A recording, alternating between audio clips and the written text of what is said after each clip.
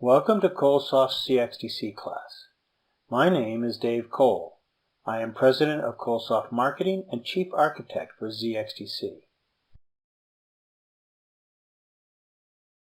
In this class, we will start up a debugging session for the first time and show you some tips about setting up your personal default session profile. The class will be guided by this PowerPoint presentation. While conducted by a live instructor, he will be adding his own insights throughout. Let's get started. For this exercise, I've chosen the static hook method of starting a debugging session. I have placed into my code calls to our cXDC hook function. When execution reaches one of these calls, a debugging session will be started.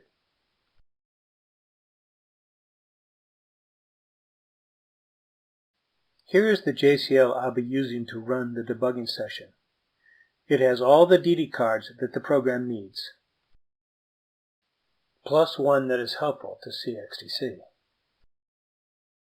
The ISP prof card is needed if you want to load and save both personal default profiles as well as named custom profiles.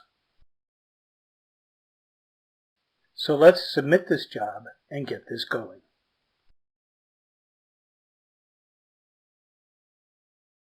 When the job starts, the program runs until it reaches the cXDC hook function, which then invokes cXDC's hook support.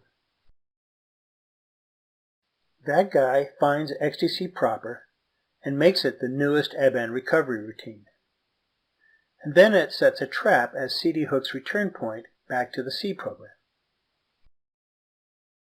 When execution reaches the trap, boom, cXDC gains control. XDC issues the DBC640Q messages that you see here in syslog. And then it freezes your program's execution until you connect to the debugging session.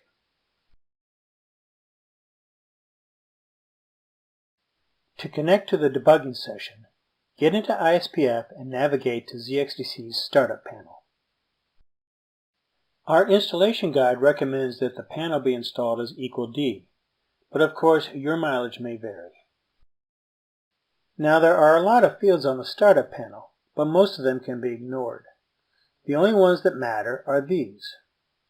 There's one at the very bottom where you indicate whether you want to log on to XDC as your TSO ID or as somebody else.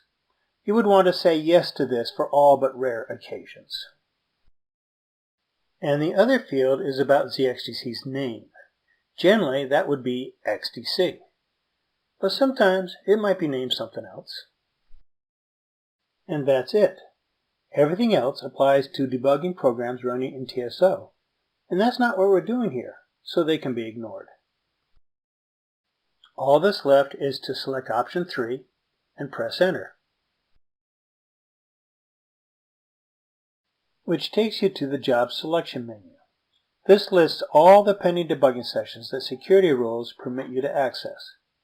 Usually there will be just one, unless, of course, you're a very busy person. If you prefer, you can bypass the startup panel altogether and jump directly to this menu with an =D.3 command, or whatever. Anyway, just select the job and press enter. And here we are. And there's a lot going on here. For one thing, the top half of the screen is consumed by a bunch of error messages and boilerplate, which I'll get into in a moment. And you do see some of your C code. That's promising. But if this is your first time starting a C debugging session, you may also see a bunch of stuff about PSWs and registers. And now I hear you saying, wait a minute, we're C programmers. What do we want with PSWs and registers? And you're right, of course. You'd be much more interested in variables and stack frames. So let's take care of this with the profile reset C command.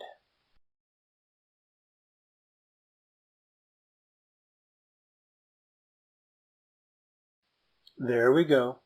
All better. But why did that happen?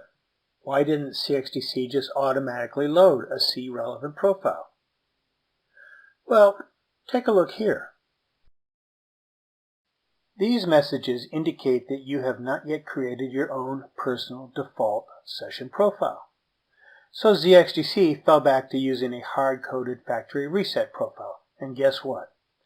That happens to be oriented to assembler program.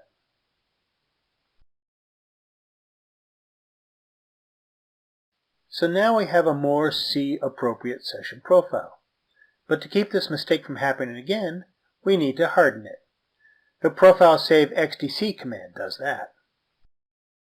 XDC is a special name that represents your personal default profile. Once this profile is created, it will be automatically loaded every time you start a debugging session. Of course, this all will work only if you have an XDC prof or ISP prof allocation in your job. Let's append a list profiles all command and see what happens. Well, as you can imagine, I've been working with and in cXDC for a very long time. So I've got a whole bunch of session profiles just lying around.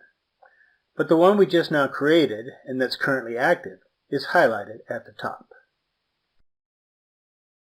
As you might surmise by now, cXDC permits you to create and manage multiple named profiles, each suitable to whatever your immediate needs are. But more about that later. Let's just get back to the debugging. The where command will do that. No matter where you are or what you're doing, the where command will always bring you back to your program's current execution location, which will be highlighted and indicated by an arrowhead. Okay, this is pretty cool, but now I'm asking myself, why the assembler? Well, to find out, I decided to redisplay starting at the beginning of the next prior C statement, number 208.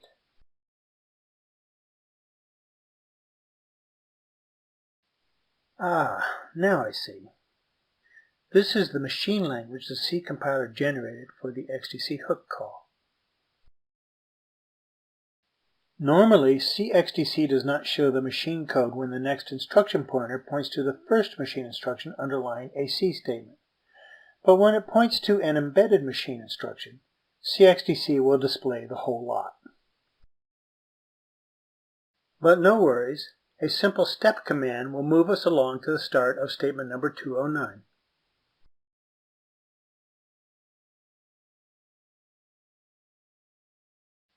Now, just a moment ago, I used this really complicated looking command. So let me take a moment to explain about it and to show you what you can do to make it simpler. Basically, this is a fully qualified three-part map symbol. The first part is the name of the load module that contains the program. The second part is the name of the control section into which the program was compiled. The third part is a symbol from the program itself, generally a statement label or a statement number. Well, that's a lot to type just to get at a statement number, but there is a set qualifier command that you can use to tell cXDC to save the two high-level qualifiers and automatically use them when just the statement number is given. There is a command line form and a shortcut form. You can use either, it doesn't matter, or even both, also doesn't matter. Except that if you do use both, you'll get the command's response messages back twice. Now if we reissue the where command, you will see a subtle change. Notice the dots have been added to the location offsets. This is your indication that the current CSEC is the default CSEC. When referencing statements within this program, you now can use just .pound statement number instead of csample blah blah blah whatever. Similarly, when referencing offsets, you can now use just dot plus offset. Well, I've got my default profile all set up now. So just to make sure, I'm going to abort out of this session and start a new one. So I'll issue an end command.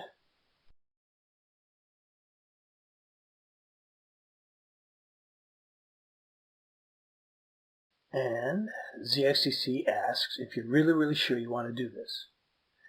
Now I know this can get to be kind of a pain in the butt after a while.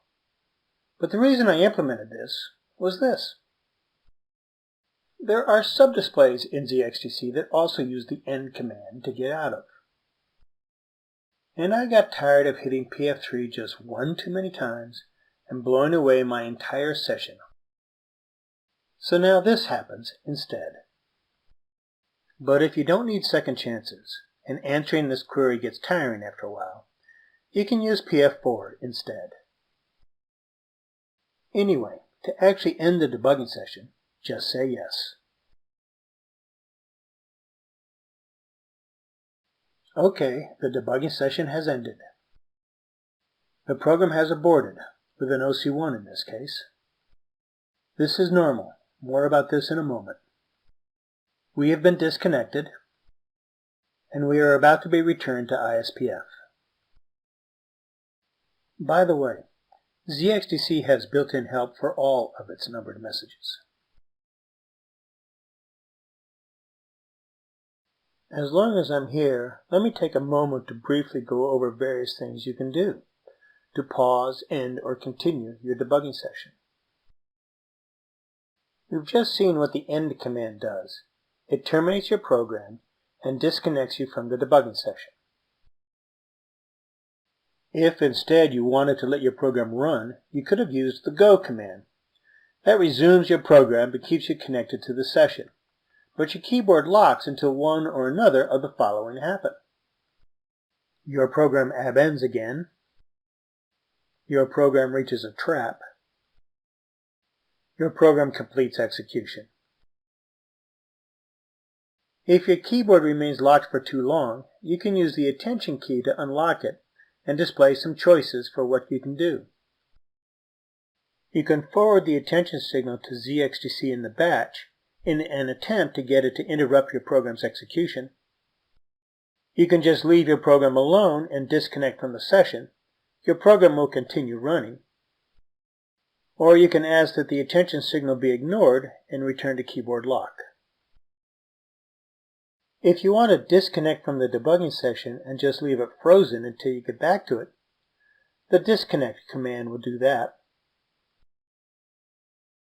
Or finally, if you want to disconnect but cause your program to resume running, disconnect ;go will do that for you. Okay, where were we? Oh yeah, we were aborting the debugging session. So when we press enter, we're taken back to the startup panel in ISPF. Now going over to IOF, we see that the run csamp job has in fact ended. But now let's take a look at the job's sysout files. Starting with the syslog output. We see here the DBC640Q messages that cXDC issued when the debugging session started. They give you several controls via replies to the system operator interface.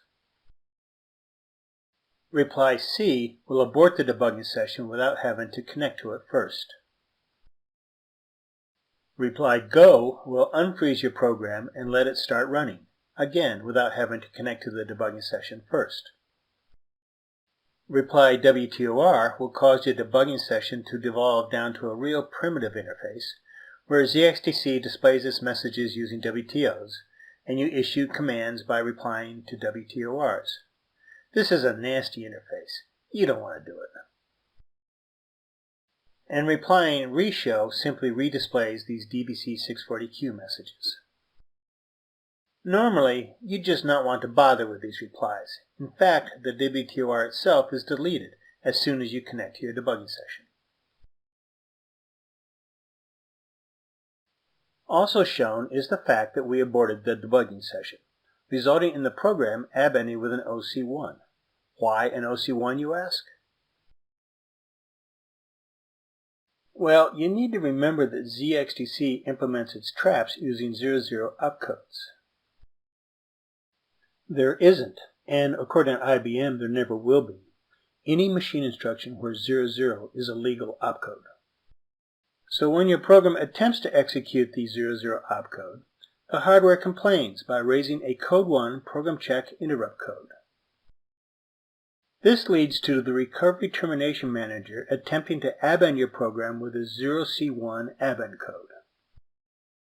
This causes all eStay routines to start receiving control, starting with the newest, which, hopefully, is cXDC. Because he's the only guy who knows that this particular OC1 is due to a trap. But then when we eventually issued the end command to abort the debugging session, cXDC percolated the abend.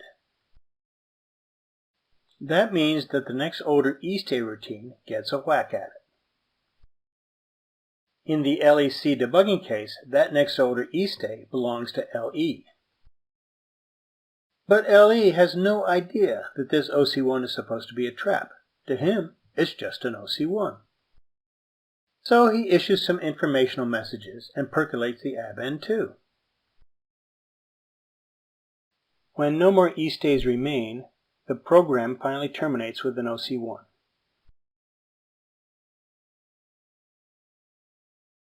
Okay, let's pop back out to the sysop files index and take a look at the fourth one. This is cXDC's log of your debugging session. Everything that happened in your session's primary working window is logged here. I'm going to shift rightwards a bit to get a better view. And I'll scroll downwards too. As you can see, the log shows both what commands were issued and the messages that resulted. Finally, here are a few links to remember. ColeSoft.com is where you can go to get general information about both cXDC and cXDC, and to find out what our friends think about our products. You can also download products and start trials. You can also download maintenance and temporary licensing keys. And you can reach out to our sales team. XDC.com is the front door for a forum we have on LinkedIn where you can ask questions, get tips, and learn about the latest news and maintenance. If you join this forum, you will receive push notifications about maintenance and new developments. We have a number of training videos on YouTube for both cXDC and cXDC. And we keep a Facebook presence for less businessy information about ColeSoft and its people. When you need technical support, you can reach us both by the forum and by email and by phone. You will find our people to be both quick and knowledgeable and accommodating. Thank you.